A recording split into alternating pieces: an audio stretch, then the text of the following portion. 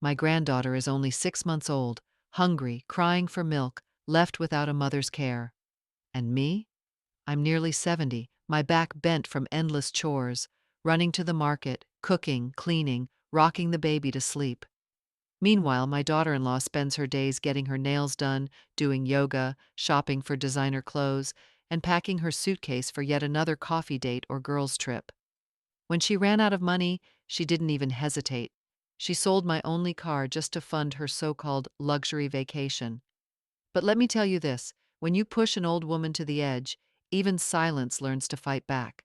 So stay with me through this video, because I promise, my story will be worth every minute of your time. And before we begin, I'd love to know, where are you watching from? Leave a comment below, and don't forget to subscribe, like, and share this video to support me. When I look back on my life, it feels like turning the pages of an old photo album worn soft at the edges. I was born in a quiet town in Massachusetts, where everyone knew everyone and the seasons decided the rhythm of our days. At 22, I married Thomas, a gentle electrician with hands always smelling faintly of copper and soap. We didn't have much, but we had enough. Enough laughter, enough warmth, and a dream that someday we'd have a home of our own. When our first daughter was born, I left my small job at the bakery and never went back. 2 more children followed, another girl, and then Danny, our only son. From that day, my world revolved around the hum of laundry machines, the sound of the oven timer, and the laughter of children running through the hallway. I baked pies for the neighbors, babysat their little ones, and somehow, those small things helped us pay for the mortgage. Our 2-story house wasn't fancy, but every nail and every coat of paint had a story. Thomas built the porch himself, and I planted daisies by the front steps because they were the first flowers he ever gave me.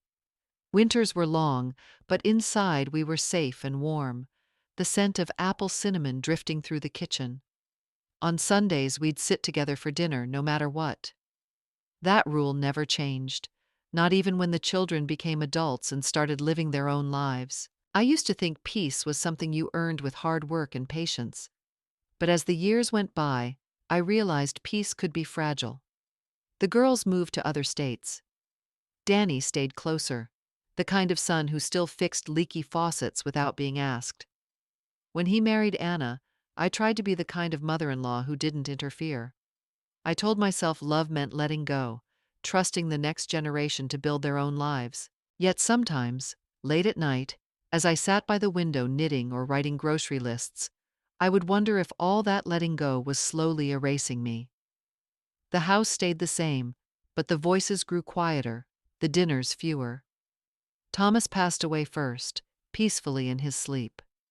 After that, the home felt too big, too silent, even though the walls were still lined with photos of happier times. I didn't know then that silence can hide the sound of something breaking. It happened on an ordinary morning, one that smelled of toast and fresh coffee.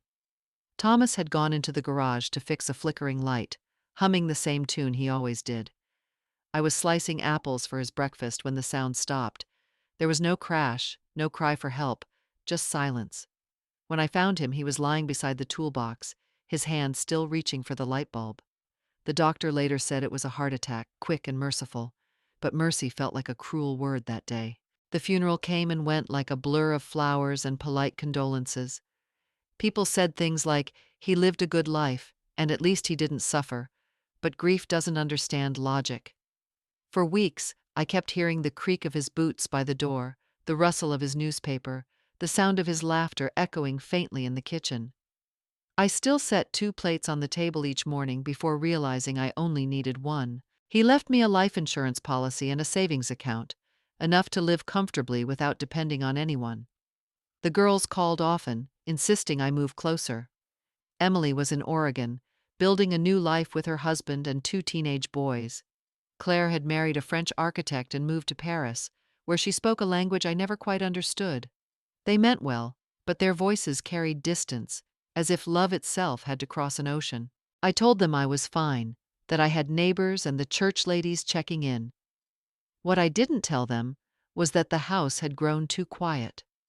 At night, I would lie awake, listening to the old pipes and the wind pressing against the windows, as if the house itself was breathing beside me. I couldn't bear the thought of selling it. When Emily mentioned it gently, I told her the truth. This house is the soul of your father. Selling it would be like losing him twice, so I stayed. I mowed the lawn myself, fixed what I could, and learned to carry the weight of my own solitude. Some days it felt heavy. Other days, I almost made peace with it. People assume loneliness comes with age, but it really comes with love that has nowhere left to go. When Danny told me he was getting married, I tried to sound cheerful, even though something in his voice felt rushed. Anna was her name, a bright, confident young woman who worked in marketing down in Boston. They'd met at a conference, fallen in love fast, and before I could even process it, there was a wedding invitation on my refrigerator. After the ceremony, they asked if they could stay with me for a while, just until they saved enough for a place of their own. I agreed without hesitation. Danny had always been the responsible one. I thought a few years together might even bring new laughter into the old house. At first it did. Anna was polite, calling me Mom with a warmth that almost felt genuine. She helped me set the table on Sundays, complimented my apple pie, and brought flowers for the kitchen window. Danny seemed happy, and for a while so was I. The house felt alive again, music playing from their room, the smell of her perfume lingering in the hallway, the sound of two young people planning their future. But as weeks turned into months, I began to notice small things. When Danny was home, Anna was all smiles and soft laughter. The moment he left for work, the air changed. She'd march through the kitchen, criticize the way I folded towels or seasoned soup, muttering that young people do things differently now. She stopped helping with dinner and instead ordered takeout, complaining that home-cooked meals were too heavy. One morning, she left a note on the fridge asking me not to use her special coffee pods because they were imported and expensive. Another day, she moved my sewing basket to the basement, saying it made the living room look old-fashioned. Her tone was always light, but her eyes carried that thin layer of disdain you can't mistake once you've seen it. Danny didn't notice. He came home tired, kissed her cheek, and asked how her day was. She'd smile sweetly and talk about clients, pretending nothing was wrong. I kept silent, telling myself it was just an adjustment phase. But every night, after the dishes were done and the lights dimmed, I felt the quiet distance growing between us. The house that once held warmth now carried something brittle, something sharp beneath the surface of civility. I still greeted her kindly each morning, still cooked breakfast for 3, but inside, I began to wonder if letting them move in had been a mistake. It started with small comments, the kind that sound harmless if you don't listen too closely. One afternoon, as I was wiping the kitchen counter, Anna stood by the doorway, scrolling through her phone. She looked around and said almost casually, "This house feels so old-fashioned. No dishwasher that works properly, no modern lighting. If Mom ever sells it, we could get a sleek apartment downtown." She smiled as if it were a practical suggestion, but I heard the judgment in her tone. It wasn't about convenience. It was about embarrassment. She often talked about her friends in Boston, how they lived in high-rise condos with rooftop gyms and smart thermostats. Whenever one of them posted a photo online, she would tilt her phone toward me with a proud grin. "Look at their kitchen, Mom. Isn't it gorgeous?" Then her eyes would wander toward mine, almost daring me to compare. I would nod politely, pretending not to notice the sting behind her words. At dinner, she barely looked up from her screen. Her fork moved mechanically, her attention glued to her phone as if the people on the other side of the screen mattered more than the ones at the table. When I tried to make conversation, she would sigh softly, saying things like, older folks just don't understand how fast life moves now."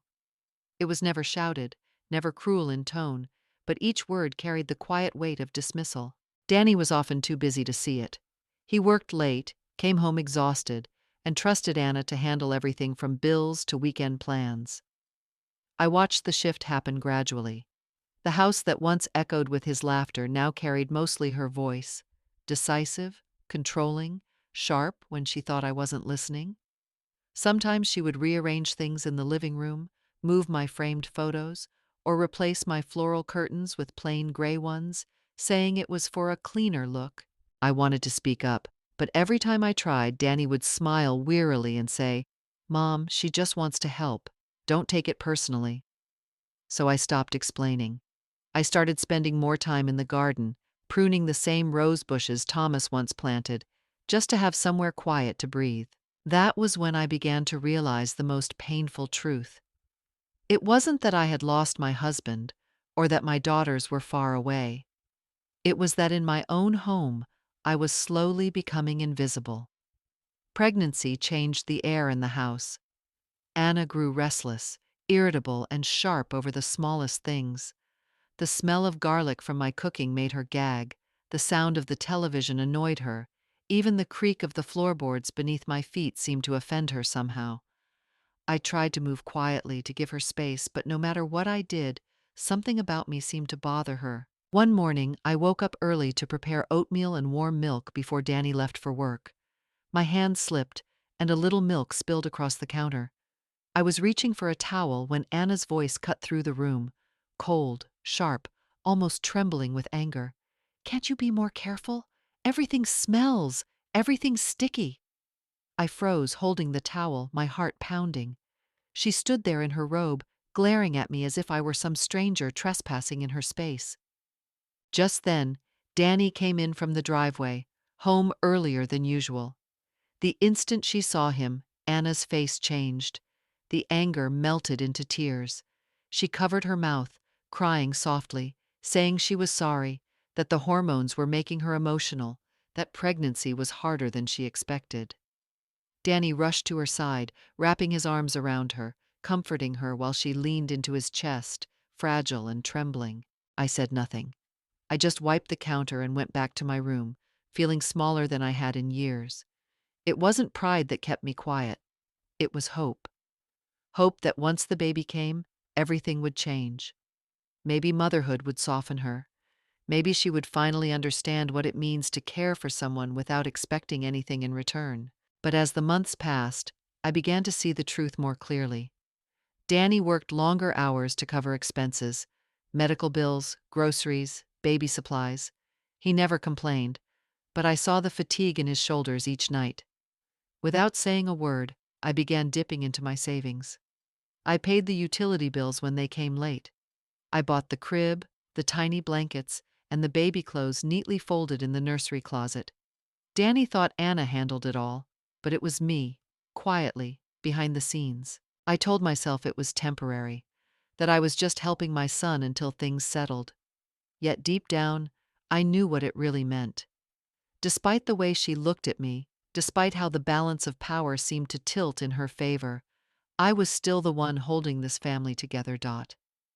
After the baby was born, I expected the house to fill with warmth again, the sweet chaos of new life, the soft sounds of a child breathing. For a short while it did, but soon the crying grew louder and the laughter faded. Anna changed. The glow people said new mothers carried never appeared on her face. Instead, she looked restless, detached, always glancing at her reflection as if searching for the person she used to be. She began to complain about everything: the sleepless nights, the baby's cries, her body, her career. One morning, I overheard her on the phone with a friend, her voice sharp with frustration. "I feel like I've lost myself," she said. "I used to be someone. Now I'm just a tired mother with stretch marks and milk stains." I paused in the hallway, holding the baby's bottle, not sure whether to comfort her or to protect the child from the cold edge in her tone. By the time the baby was 2 months old, she started leaving the house early, dressed neatly, perfume lingering long after the door closed. She'd say she had errands, but her errands became spa sessions, yoga classes, brunches with her friends in Boston. She said she needed to maintain her connections to stay visible. Danny didn't question it. He thought she deserved a break. I thought she was running away. The baby girl, small and tender with Thomas's eyes, became my world. I changed diapers, washed bottles, rocked her through sleepless nights. My back ached, my eyesight blurred, but I didn't complain. When I held her close and she finally stopped crying, I felt something deep and steady, like love and pain woven into one. Still, I couldn't help but notice how invisible Anna became in her own daughter's life. She'd return home late, smell faintly of champagne, glance at the baby like she was part of someone else's story. Neighbors began to notice. One afternoon, while I was pushing the stroller down the street, Mrs. Kennedy from next door waved and asked kindly, "Where's your daughter-in-law today?" I smiled, careful not to let my voice tremble. "She's probably busy," I said. Just those 3 words, simple and polite. But behind them was everything I couldn't say. Every sleepless night, every bottle I'd warmed alone, every small heartbreak that came from loving a child who deserved more from her own mother. The exhaustion came quietly, like fog rolling in before dawn. At first, it was just a few sleepless nights, a little stiffness in my knees. Then it became more, aching joints, trembling hands, dizzy spells when I stood too long at the sink. Still, I said nothing. Danny worked hard enough already. I didn't want to add my weakness to his worries. Each morning I smiled as if everything was fine, even when my vision blurred while warming the baby's milk. I began to move slower, my steps careful and deliberate. Some days I forgot to eat until the afternoon. The mirror showed a thinner face, but I brushed it off. Mothers always endure quietly, I told myself. That's what love looks like when you're old. It's not loud or demanding, just steady and patient, even when it hurts. Danny noticed, though. He'd glance at me during dinner, eyes lingering a second too long. One evening, he looked over the household receipts and frowned. "Mom, why are the grocery and baby expenses so high? Anna hasn't been shopping for the baby lately." His tone was curious, not accusing. I wanted to tell him the truth, that I'd been the one buying diapers, formula, tiny clothes she never bothered to pick out. But I stayed quiet. He didn't need to know. He needed peace. Anna, on the other hand, seemed to grow more irritated each day. She complained that I spoiled the baby by holding her too much. "The baby doesn't like me because you never put her down," she snapped one afternoon. "She needs to bond with her real mother."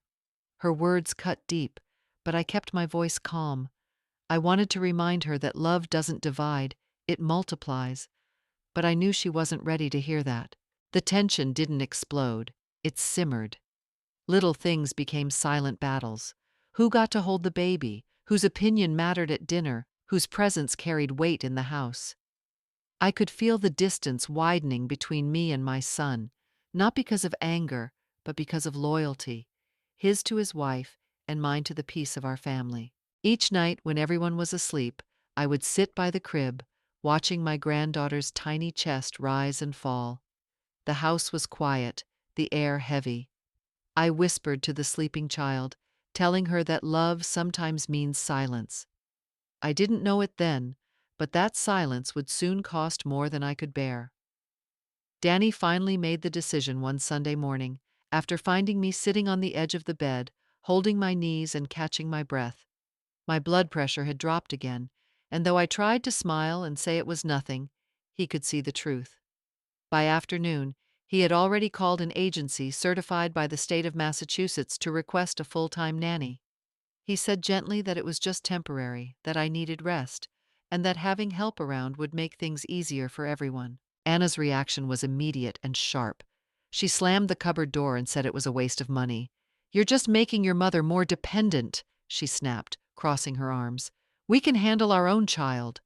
But it wasn't about money or pride.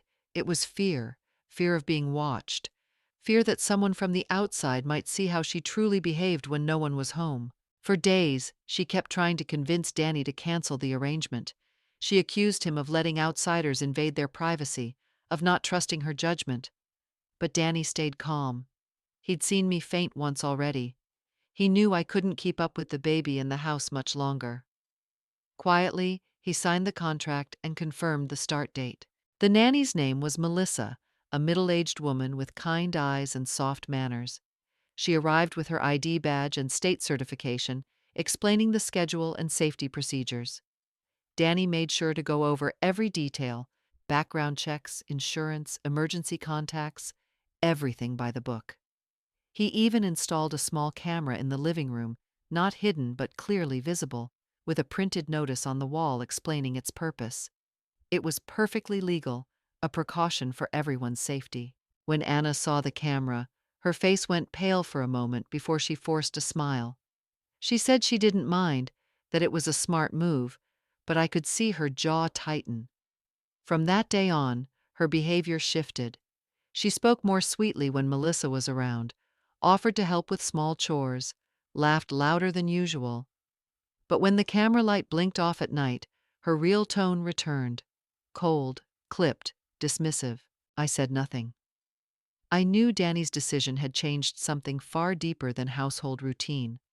The camera might have been installed for the nanny, but it had quietly drawn the first clear line between truth and pretense in this family. It was a quiet Thursday night, the kind when the house usually slept early.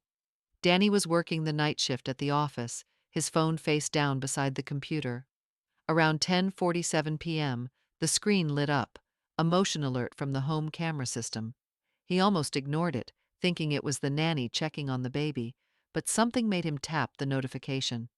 The video loaded slowly, flickering for a moment before the living room appeared under the soft yellow light.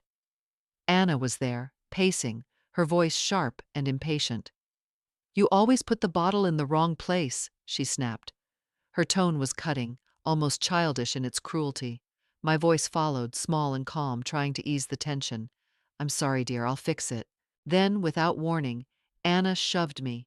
It wasn't a push meant to scare, it was forceful enough to make me stumble backward and fall into the armchair. The baby started crying immediately, her tiny wails echoing through the room. For a moment, Anna froze, staring at the child, her chest rising and falling as if realizing what she had done. Danny stopped breathing. He rewound the clip, then played it again, unable to believe what he was seeing. The camera caught everything: the yellow glow of the lamp, the sound of the baby crying, my soft voice saying, "It's okay, sweetheart, I'm fine." But my hands trembled as I reached for the bottle on the floor. Anna turned away, muttering something too low to hear, and disappeared down the hall. He sat there, frozen in his office chair, the hum of the fluorescent light above him filling the silence. Every memory he had of his wife, her laugh, her gentle gestures, the way she used to talk about family, clashed with the image on his screen. There was no misunderstanding here. No excuse about hormones or stress could explain the way she looked at his mother in that moment. After several minutes, Danny quietly downloaded the footage, renamed the file, and transferred it to his private computer. His hands were shaking, but his face was calm. Too calm. He didn't call her. He didn't call me. He just closed the laptop and sat in the dark until dawn. At sunrise, he drove straight home without warning anyone. The morning light had barely touched the windows when he parked in front of the house, the weight of truth sitting heavy on his chest. When Danny came home that morning, the house was still quiet. Anna was in the kitchen, her hair tied loosely, sipping coffee as if nothing had happened. He didn't say good morning. He didn't even take off his jacket. He simply placed his laptop on the table, turned the screen toward her, and pressed play. The color drained from her face the moment she saw it. There was no mistaking what the footage showed: her voice, her movements, the way she pushed me. For a few seconds she just stared, frozen, then tears welled up almost on cue. "I was under a lot of stress," she said between sobs. "It was an accident. I didn't mean to hurt her. You know I'd never do that intentionally." Her words poured out like a script she'd rehearsed, but her hands trembled too much for the performance to feel real. Danny stayed silent. His eyes didn't soften, didn't move. When she tried to reach for his arm, he stepped back slightly, keeping distance between them. Finally, in a calm, level voice that cut sharper than anger, he asked, "Do you know what crime you just committed?" For a heartbeat, she stopped crying. Her mouth opened, but no sound came out. Then panic took over. She rushed toward the laptop, hands shaking, demanding that he delete the video. "Danny, please," she begged, her voice breaking. "Don't blow this up. It was just a misunderstanding. Please, I'll fix everything." He didn't answer. He simply closed the laptop, disconnected the cable, and walked to his office upstairs. There, he plugged in an external hard drive and quietly backed up every file from the camera. His movements were steady, methodical, like a man who already knew what needed to be done. He saved 2 copies, one locked in his desk drawer, and another sent through encrypted email to the family lawyer, along with a brief message. For documentation and protection of my mother, in case anything happens. Downstairs, Anna sat at the kitchen table, her head in her hands, tears dripping onto her coffee cup. She knew the tone in Danny's voice, cold, measured, unshakable. It wasn't anger anymore, it was distance. That morning marked the first real fracture in their marriage. The illusion of love that once filled this house had cracked, and through that crack, the truth had finally begun to breathe. For a few days after the confrontation, the house grew eerily polite. Anna spoke softly, smiled often, and even offered to help around the kitchen. She apologized to me more than once, saying she was ashamed of her behavior and that she wanted to do better. For Danny, for the baby, for the family. I wanted to believe her. Even Danny, though still distant, seemed relieved to see a glimpse of the woman he thought he had married. But guilt, I've learned, doesn't change people. It only hides them for a while. Within 2 weeks, Anna's patience began to fray. She started complaining again, this time about feeling trapped. Every conversation circled back to how exhausted she was, how she deserved a break, how her friends were taking a luxury trip to California to reset and find themselves. One evening at dinner, she leaned across the table, her tone deceptively light. "Maybe I should go with them," she said. "Just a few days by the beach might help me clear my head." Danny looked up from his plate, expression flat.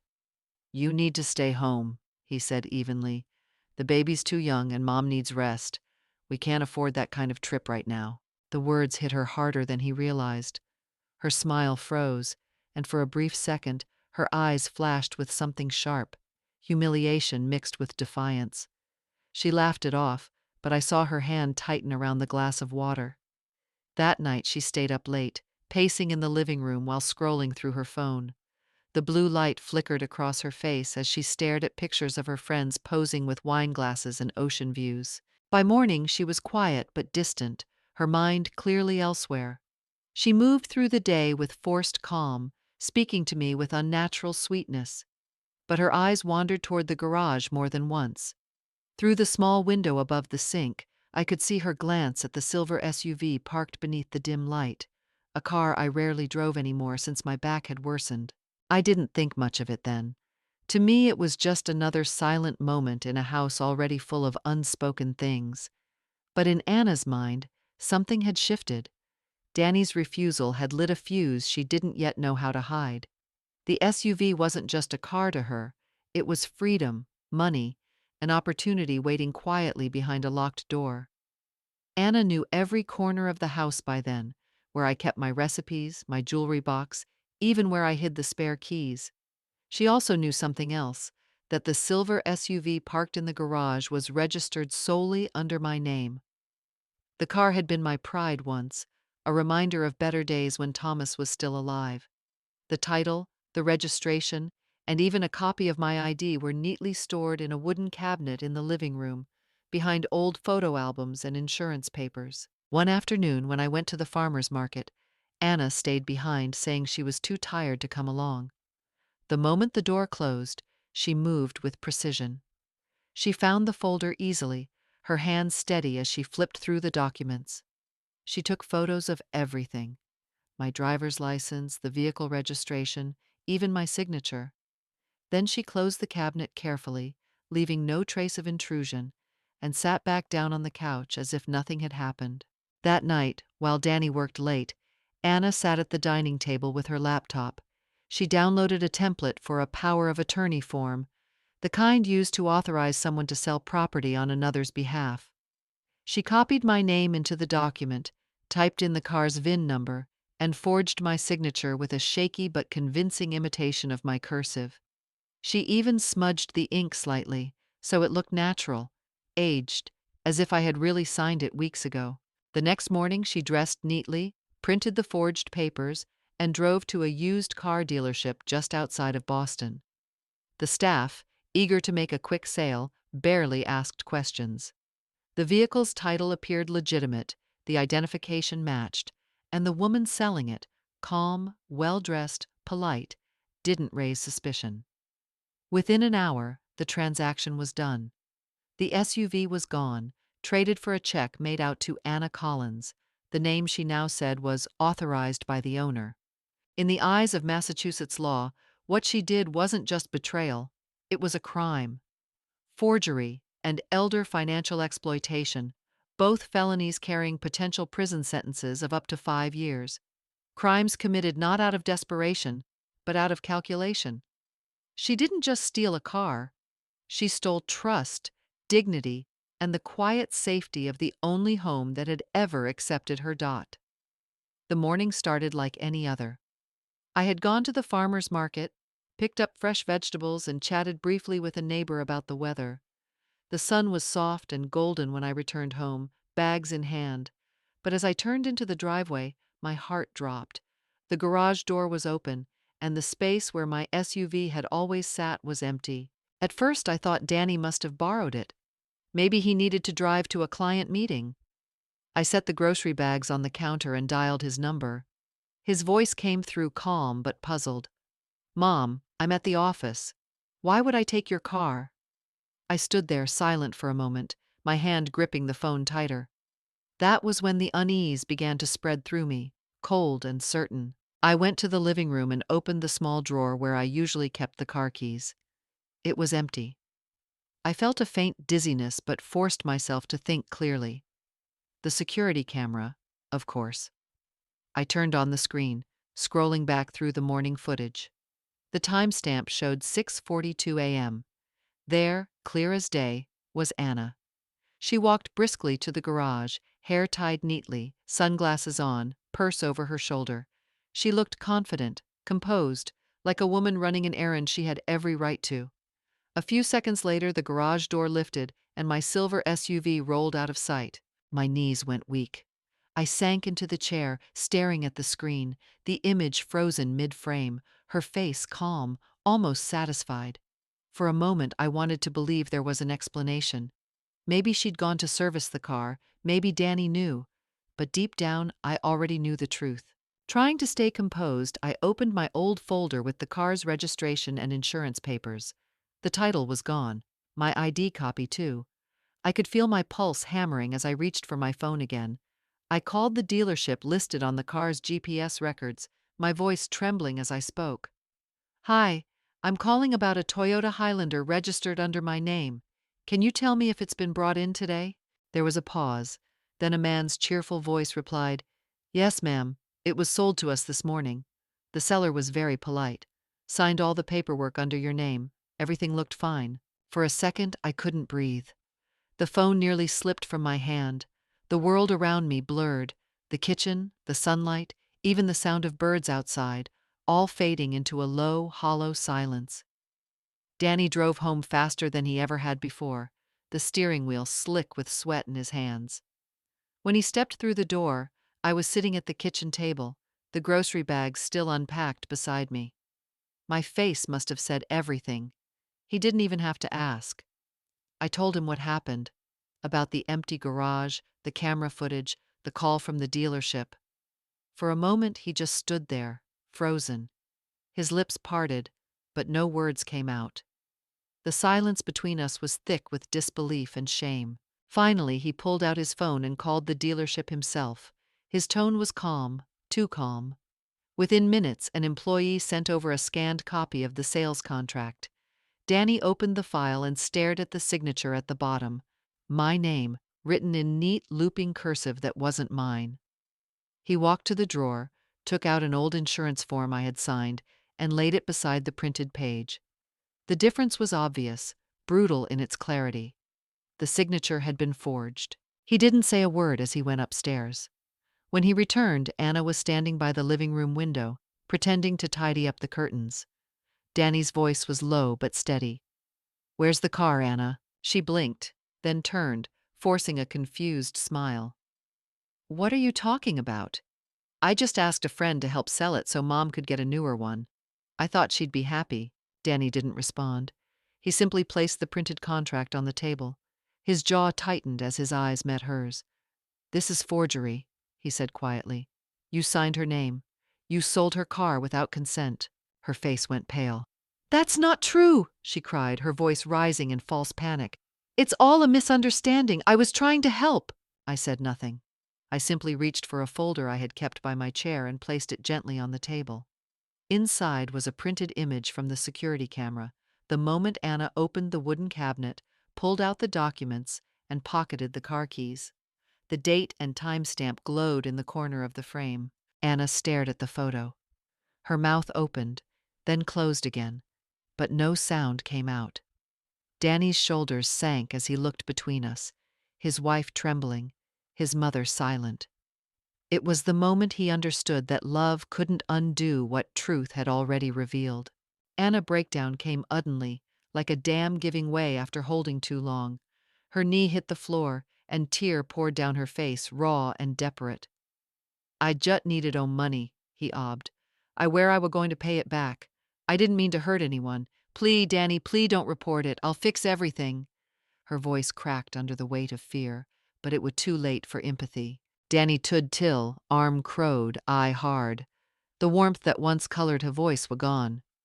"You forged my mother signature," he aided quietly, every word deliberate. "In Machouette, that a criminal offense. Do you understand what that mean?" Anna breathing quickened. "No, no, it wa'n't like that," he stammered, shaking her head violently. I panicked. I thought if I could ell it and get the money fat, I'd pry her with a new car later." Danny cut her off. "Stop." High tone was firm, final.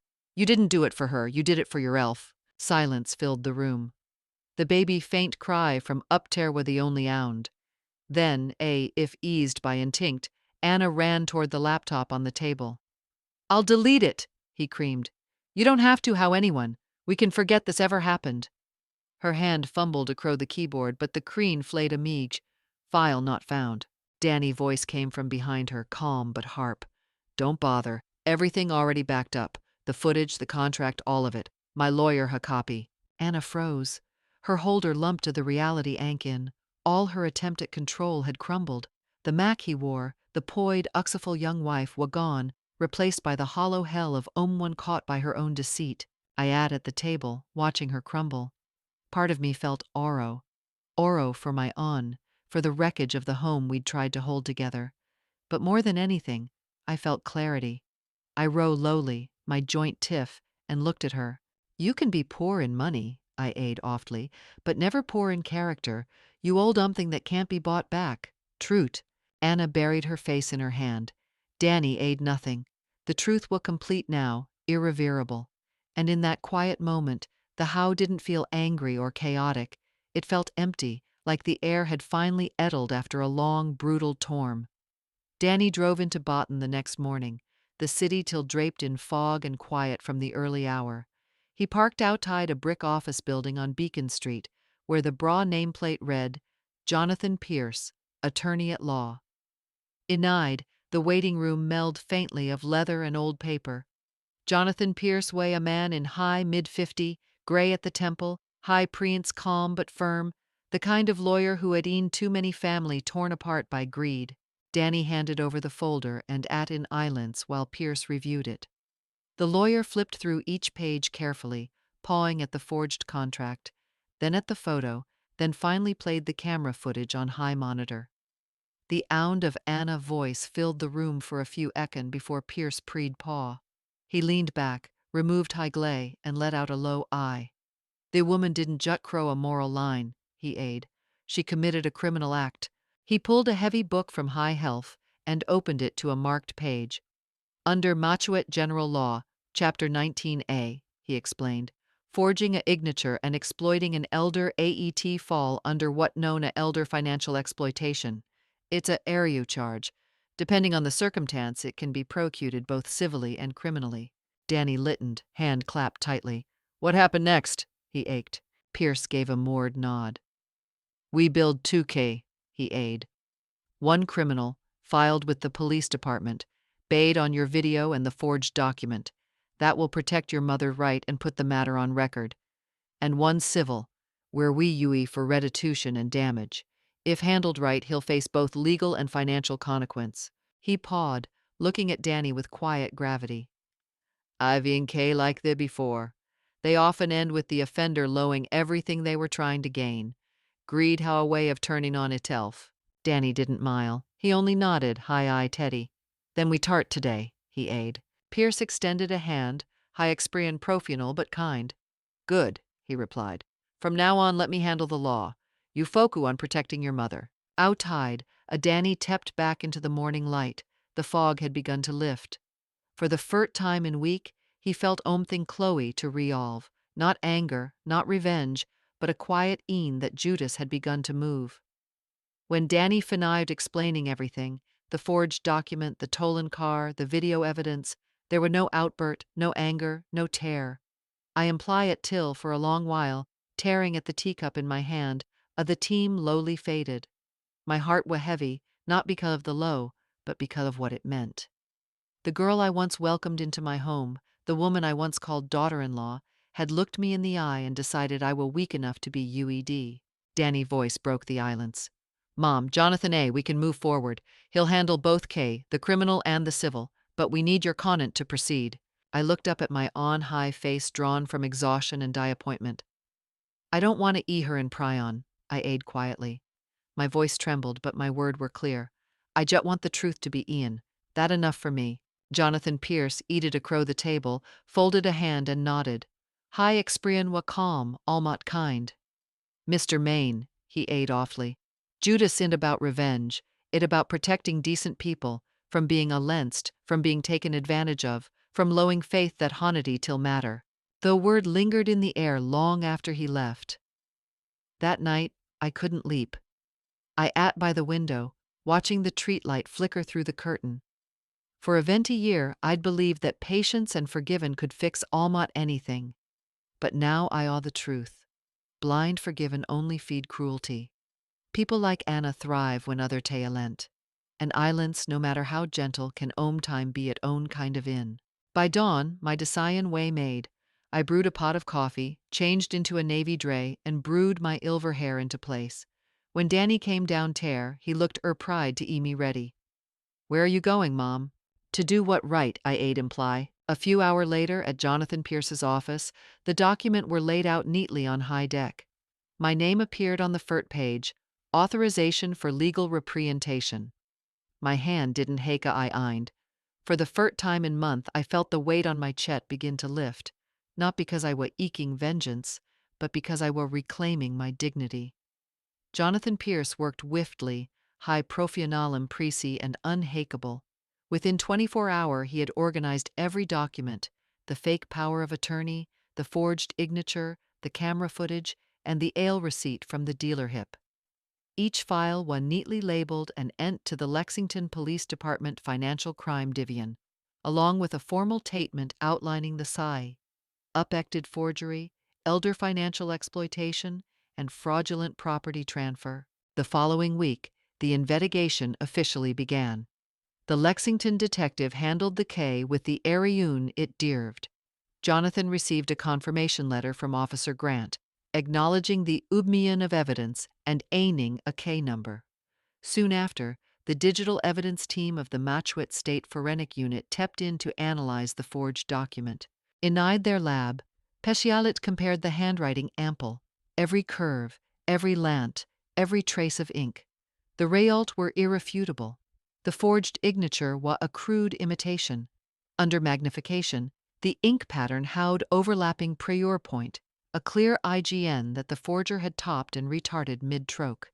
In the official report, the conclusion was written plainly. Forgery confirmed with 100% probability.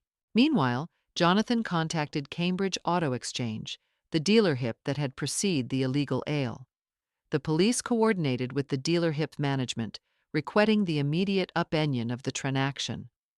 Within day, the SUV, my Ilver Toyota Highlander, was recovered from their inventory lot, parked between row of unold car. It was placed under temporary legal custody until the say reached resolution. The dealer hip TAF received a formal notice from the Department of Consumer Protection, citing failure to verify legal ownership and inadequate due diligence. Though they had not been accomplice, their negligence had allowed a criminal act to proceed unchecked. Jonathan called that evening with the update. "Mr. Maine," he aided in the calm, deliberate tone, "the item I working. The law ha begun to move in your favor." For the first time in month, I felt a small wave of relief. Not triumph, not vengeance, but the quiet strength of knowing that the truth, once buried, was now being brought into the light. When the news reached my daughter, everything changed. Sarah called Fert from California, her voice trembling through the attic. "Mom, Danny told you everything. We're coming home." A few hours later, Elaine from Texas into Hort Meeg, no word of pity, no citation, just a flight confirmation. For year, distance and time had made our conversation polite but brief, each of you caught in the rhythm of our own life.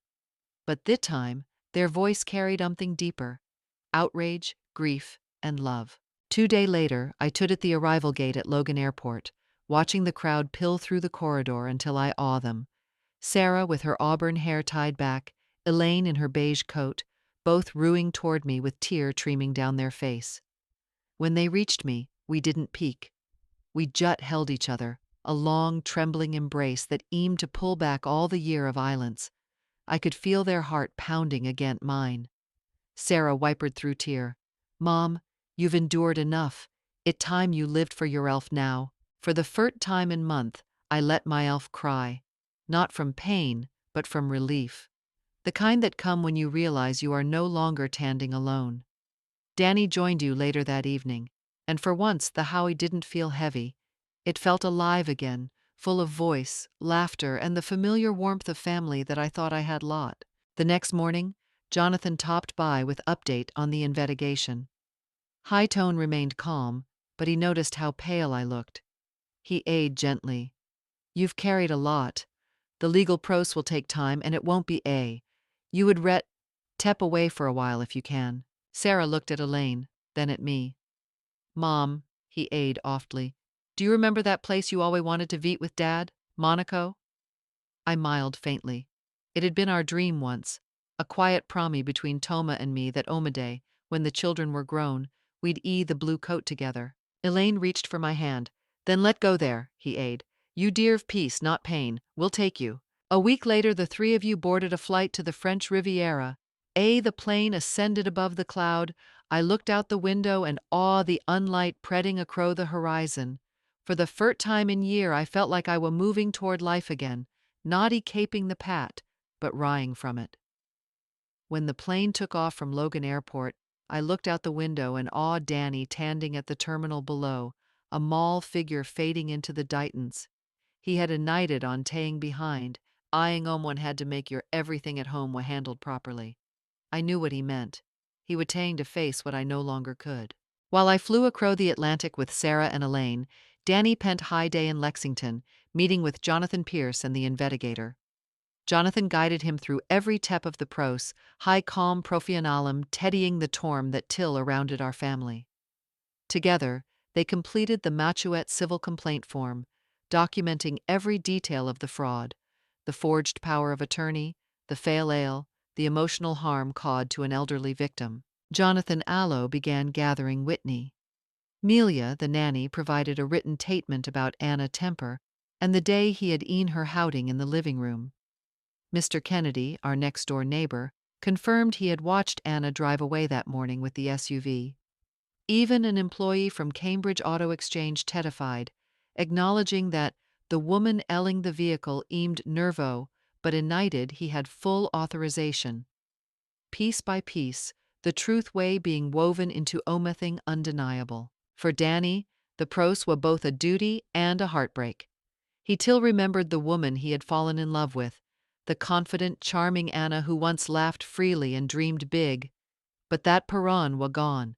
In her place were one who cried only when cornered, who begged for empathy without remorse, who avoided their daughter's cry while blaming everyone else for her own choice. Some night, Jonathan would stay late at the office with him, finalizing paperwork and reviewing legal strategy. "Judas take time," the lawyer aide once, looking Danny in the eye, "but it come, alway." Back in our old home, Danny tried to keep life steady for the baby. He fed her, changed her, and read her Tory before bed. Yet every ound of laughter in that howl felt like an echo of what had been Lot. He knew now that love couldn't survive without respect, and once truth were broken, marriage became a hell of what it used to be. By the time I called from Europe, the ocean wind oft in my ear, Danny's voice was steady but tired. Mom, he aid quietly, I'll make your everything I et right here. You jut ret. And I looked at the blue horizon from the hotel balcony in Monaco. I realized that Judas and Peace had chosen different path. He was taying to restore one, while I was learning to reclaim the other. Right after elling the car and pocketing the money, Anna booked a flight to California without hesitation. She told her friend he needed a break, that he deserved a reet, and by the next morning he was ipping champagne in a luxury resort in Malibu. The ocean stretched endlessly before her balcony, and for the first time in week he felt alive again, free, untouchable, triumphant. Her social media overflowed with picture, beachy at Unet, fine dining, daner dree. Under one pot he wrote, "Finally I dearve thee," and added a row of glittering heart emoji. The comment poured in, admiration, envy, prey, and he miled, baking in the illusion that everything was back under control. Back in Lexington, Danny aid nothing. No call, no meege, no argument. He had cut off all communication completely. To Anna, the islands felt like victory. She told her elf he was cooling off, that eventually he would forgive her alway. She had learned to rely on high patience the way other rely on luck. Day paid. The Malibu unwa bright and surreal, but under it, her triumph began to feel hollow. There were moments, Mall 1, when he caught her reflection in the hotel mirror and felt a flicker of unease. The money from the ale was dwindling fat, the card bill waiting back home were real, and Danny Islands had begun to stretch uncomfortably long. Still, he brewed off the feeling. He'll come around, he murmured to her elf, ordering another cocktail. A week later, Anna returned to Machuette. The autumn air was crisp. The Haue unusually quiet when he stepped through the door. The late afternoon UN streamed through the kitchen window, painting the floor in Haiti of gold. Something felt off, too neat. She dropped her luggage by the counter and noticed a white envelope lying queerly in the center of the kitchen table. It wa'n't the Ewell mail. Thy one bore the official red eel of the Middlesex County Court. Her heart kipped a beat. Slowly, he tore it open. Inide wa a ingle heat of paper, tamped and eined. The word blurred for a moment before coming into focus. Court hearing, elder financial abue and forgery. Her hand began to ache. The room seemed to shrink around her. The hum of the refrigerator, the ticking of the kitchen clock, all of it grew unbearably loud. The islands that once felt like Danny Arender now revealed Etelf for what it truly was, a warning before the storm. Anna's hand trembled as he unfolded the paper, her eye darting over the bold black letter that seemed to burn straight through her. The words were harp and mercile, court hearing, elder financial abu and forgery. Below it, he awed the date, the courtroom address. Her knee almost gave out. The room weighed, and he had to grip the edge of the table to steady her elf. Danny at acro from her at the dining table, perfectly till. The late afternoon light cat long haddo acro he face, making him look colder, older, almost unrecognizable. For a moment, the only sound was the oft rustle of the paper between her aching finger. Finally, high voice broke the silence. It was low, calm, but terrifying in it, Teddine. Do you want to explain that? Anna blinked through her tear, trying to find her voice. Danny, please, he whimpered, her breath uneven. You don't understand. I want my elf. I've been struggling since the baby were born. It potpartum deprian I wear. I want thinking clearly. I made a mistake. Danny didn't move. High gaze didn't waver. A mistake? He aid oftly, almost to himself. Then high eye lifted, harp and cutting. Deprian don't make one forge a ignature.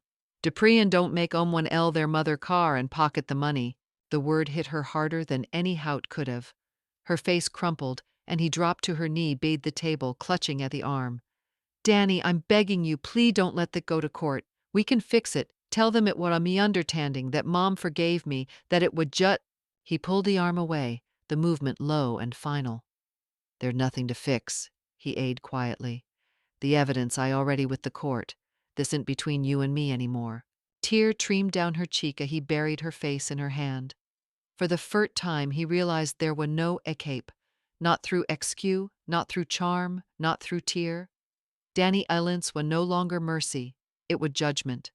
And in that islands, everything he had built, her marriage, her reputation, her illusion of control, began to collapse. The hearing took place on a crisp Monday morning at the Middlesex County Courthouse, courtroom 204. By the time proceeding began, every eat was filled, reporter with notepad ready, neighbor whispering to one another, and curio onlooker drawn by the headline Kai of Elder Financial Exploitation in Lexington. The air carried the hum of expectation. Anna at the defend table, pale and exprunal, her lawyer whispering frantically bade her. Accro the ale, I at quietly with Jonathan Pierce, my hand folded over each other. I could feel the weight of every eye in the room, but I kept my gaze forward. Though were no longer about humiliation, it were about truth. When the judge entered, everyone stood. After a brief formal opening, Jonathan Rowe, high calm authority immediately commanding the room. He carried a ingle brown folder, thick with document and evidence. "Your Honor," he began, high-tone moored, "the case I not only about a fraudulent act, it I about the moral fracture that occur when trut I betrayed by one own family." He stepped toward the evidence display and preed play. On the screen behind him, the footage flickered to life, the video from the living room camera. Anna Raid voice echoed through the courtroom, followed by the moment he hoved me into the armchair. The room fell silent except for the sound of the baby crying. No one looked away. Then came the expert testimony. The forensic report confirmed that the signature on the power of attorney form had been forged. It pen prior incognitant, the ink pattern interrupted multiple times. The vehicle ale contract, bank record, and email communication formed a perfect trail of deceit. Jonathan spoke clearly, each word deliberate. "What we have here I not a momentary lap," he aided, "but a calculated act, a younger individual exploiting the vulnerability of an elder who treated her." The defense attorney rose to counter, invoking Anna alleged postpartum depression. "My client," he aided, "was suffering from a ever emotional disorder.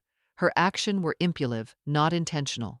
Before he could continue, the judge raised a hand. Her voice was firm, unyielding. "Kuhnler, only you can provide certified medical documentation. Thy court cannot accept psychological speculation a legal defense. The evidence presented here peak for itelf." A murmur spread through the audience. Jonathan turned lightly toward me and gave a small nod, quiet, steady, rearing. For the first time I exhaled without trembling. Judas, I thought, want loud or dramatic. Sometime it we imply the truth standing unhaken before the world. When the judge nodded for the next piece of evidence, Jonathan Pierce stood and addressed the courtroom. High voice carried steady authority. "Your Honor," he aided, "the prosecution request permission to present the primary video evidence obtained from the security item inside the victim home." The light dimmed lightly as the clerk ate up the monitor.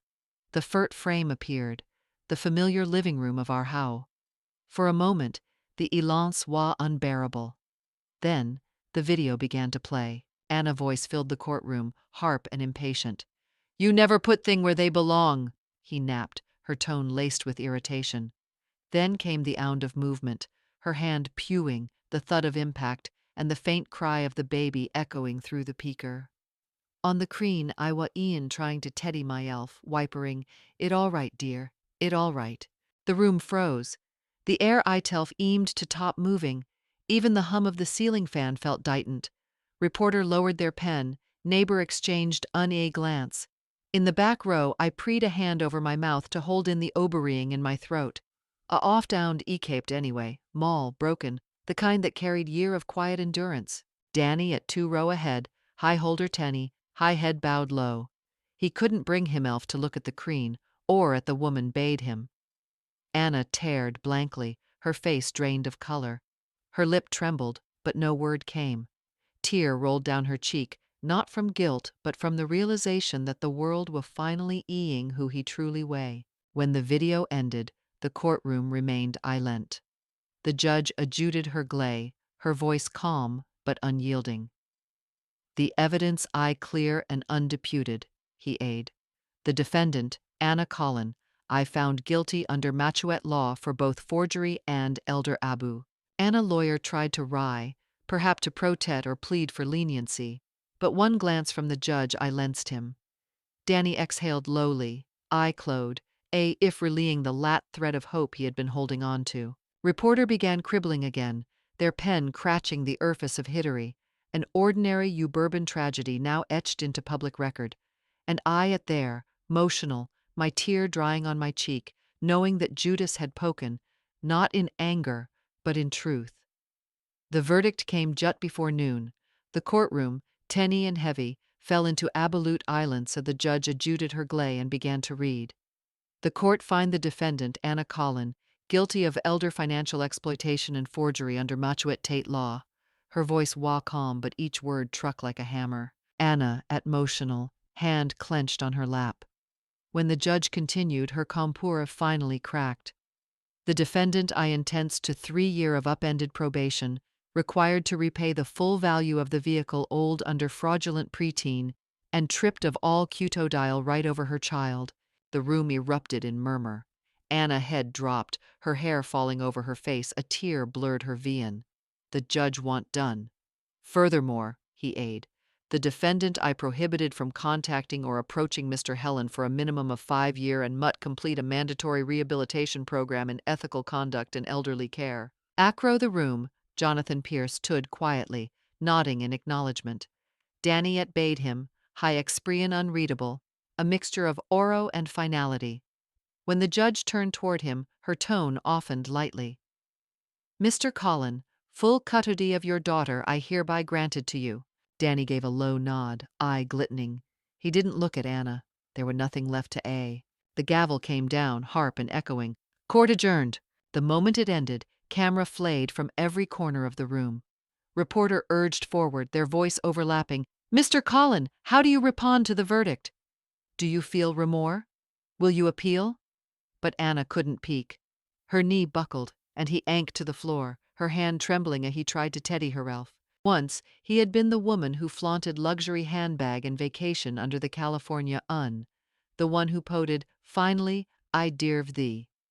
Now, under the cold glare of camera, he was no longer glamorous. Her face, streaked with macara, told a different story, the collapse of pride under the weight of Judas. The bailiff guided her out of the courtroom. I remained seated at the back, I leant. The light landed through the tall window, landing on the polyhead wood floor like a quiet benediction. For the first time, the word Judas didn't feel distant or abstract. It felt real, earned, and merciful in its truth. Within an hour after the verdict, the Tory exploded acro Machuet. The Boston Globe ran the headline on it afternoon edition. Models say of elder financial exploitation, daughter-in-law convicted for forging mother-in-law's signature to sell vehicle. The Lexington Times followed with an editorial praising the court decision, calling it a wake-up call for family who hide abue behind closed door. By evening, local TV station had picked it up. WCVB Channel 5 Boston aired a special new segment titled Elder Abue in Modern Family, The Hidden Cree. The report howled clip from the courthouse, where Anna had been escorted out by officer, her face pale and lip pressed tightly together. The anchor voice was calm but firm. The K highlight the growing concern of financial exploitation among Enior and Machuet, a crime often ignored until it trite Chloe to home. The segment included a Hort interview with Captain Michael Grant from the Middlesex Police Department. We're eing an incree in K where family member manipulate or steal from their elder, he aid. What make this say different I that Judas wa erved quickly and publicly, it and a clear meag elder abui will not be tolerated. By nightfall, the Tory-dominated social media. Clip of Anna leaving the courthouse, her hand trembling, macara streaking down her cheek, spread rapidly on Facebook, Reddit, and local forum. The video from Channel 5 report was heard thousands of time within hour. Comment poured in, each one angrier than the lat. She thought he could get away with it because it was family. Finally, a court that protect the elderly instead of dimming their pain. No one deserved to be betrayed by their own children. The downfall came fater than Anna could imagine. Within 48 hours after the trial, an internal memo circulated through the marketing agency where he had once been one of the rying tar. The subject line read, Employment Supinion Notice, Anna W. The Mi'kmaq brief and cold. Effective immediately, Mr. Anna W. I upended indefinitely pending further review. There were no word of empathy, no explanation, just silence from the company he once proudly reprinted. A week later, the silence broke. Human Resource sent her a formal letter via certified mail. It stated clearly, in unemotional legal language, your employment with the company I hereby terminated due to a area breach of ethical conduct, resulting in reputational damage to the organization. She read the letter 3 times, unable to believe it. The AM office that once praised her for creativity and leadership now erased her name from the employee directory within a day. Her inbox filled with automated MEG. Access denied. Your company account had been deactivated. The badge that UED to grant her entry into Gloy conference room was now nothing but a UL piece of plastic. Then came the social fallout. The AIM circle of women who had once toted champagne with her after yoga and haired PA Elfie in Malibu quietly began to disappear. Notification popped up one after another. Ewer removed you from their friend lit. Old photo were deleted, group chat went alent. By the end of the week, her phone was a graveyard of unanswered message and denying name. In the mall community of Lexington, goip spread like wildfire. At the upper market, people wiped her name behind aisle of cereal box. Parent at the daycare no longer greeted her with polite smile.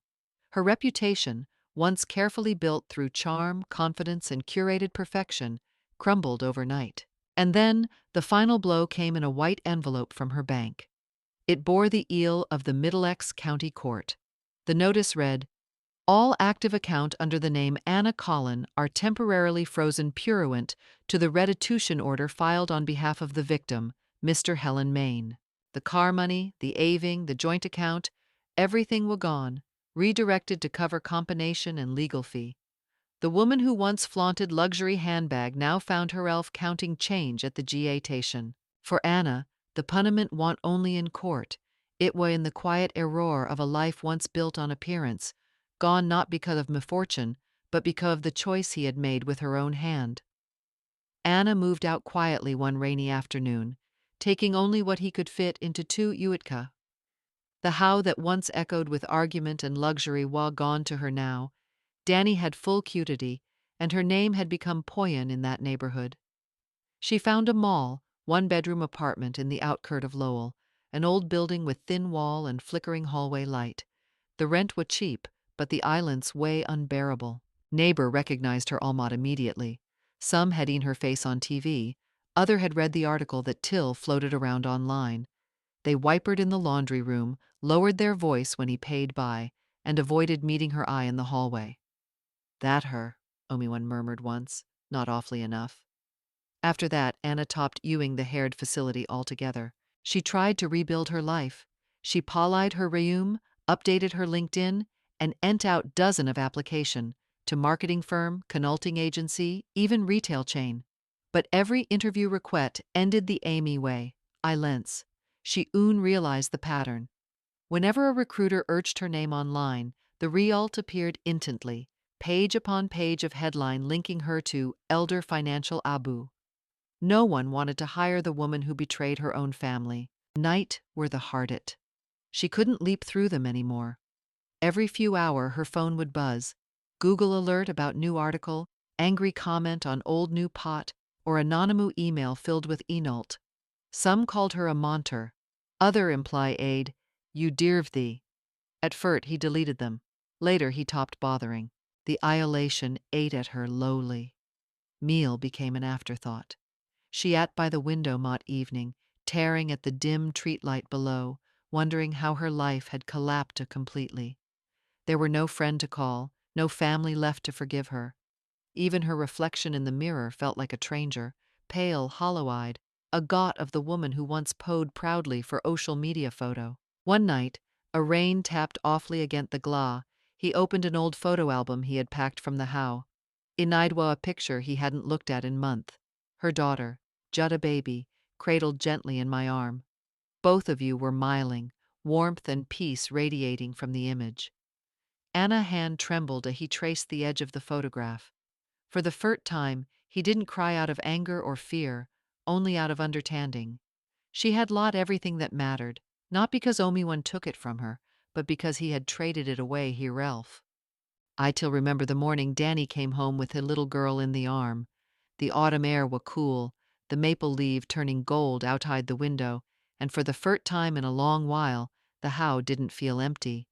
He stood at the doorway, looking older, quieter, but high-eye, though I that once looked away from me, now carried something different. Regret, understanding, love. He didn't peek at first. He jutted his daughter down on the couch, where he immediately reached for the family photo frame on the shelf. Then, if the word had been waiting for year, he aid awfully. Mom, I've been blind for too long. I let you uffer alone. I looked at him and smiled, not out of pride, but out of relief. No one learn wisdom without tumbling first, I told him, reading my hand on her holder. The important thing that you finally. For a moment, neither of you moved.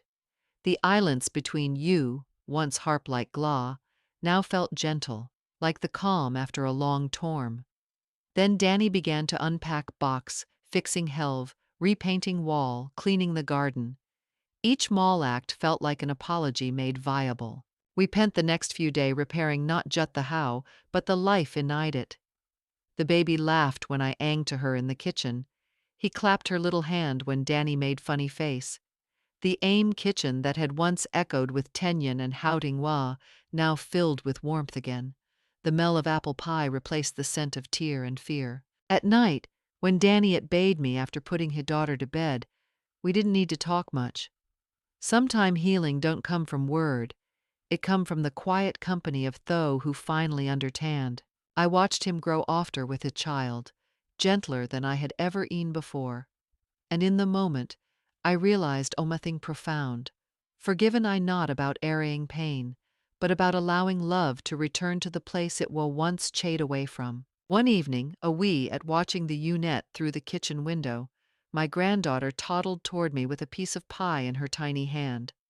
Grandma, he aid, smiling wide. For you. I took it and laughed, my heart welling. The light pilled through the window, golden and warm, wrapping you in peace.